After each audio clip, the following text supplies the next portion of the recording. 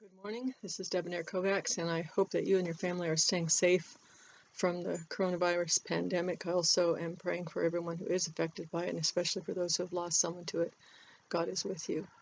We're reading during the days of Lent, 40 Ways My Labyrinth is Like My Life, and I hope it brings a moment of peace to those who are in anxiety. This is number 18. Sometimes there are a lot of turns in a row, and sometimes straight-ish stretches. There are areas in a 5-circuit labyrinth such as mine where you only go a short way before turning back in a U-turn, then another short way and another U-turn, and so on, as you can see if you consult the diagram at the beginning of this book. It's enough to make you dizzy. During this process, you can sometimes see the center growing closer, sometimes see it moving farther away, and sometimes, frustratingly, you're moving along right beside it but unable to enter it yet. I could show you the diagram. I showed it in the very first one. That I read. There it is. You can see kind of going back and forth and around the little dead ends there. They're not dead ends. They just feel like dead ends when you come to them. In my life, it has often seemed that I've just settled into a certain place or a certain job or a certain way of being when suddenly everything changes. When my husband was in his last illness, I belonged to a support group for family members and caregivers of people with memory loss issues of whatever kind.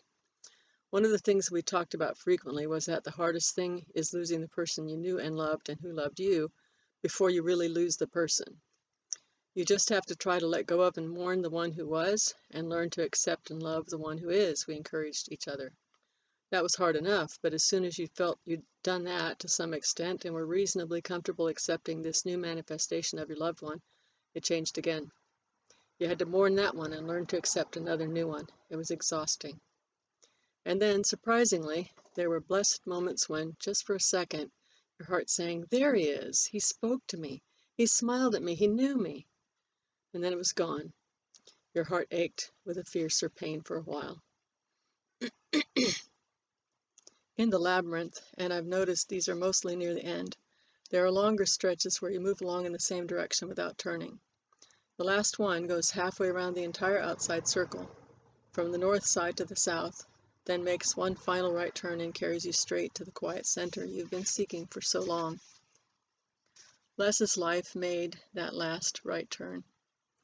I'm still blundering along, trying to trust that every turn is either necessary or, if it was not originally part of the master plan, but perhaps a silly choice of my own or someone else's, then God can still weave it into the journey.